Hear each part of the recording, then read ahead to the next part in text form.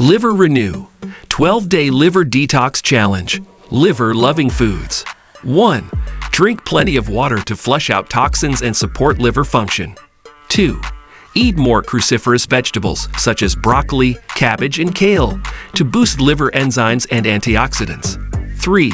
Consume more grapefruit, which contains naringinin and naringin, two compounds that protect the liver from inflammation and damage. 4. Add more garlic and onion to your meals, as they contain sulfur compounds that help the liver detoxify harmful substances.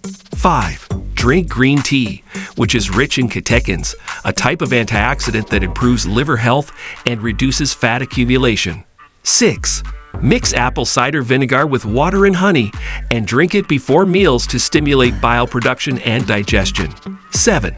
Include more turmeric in your diet, as it has anti-inflammatory and antioxidant properties that help the liver fight oxidative stress and inflammation.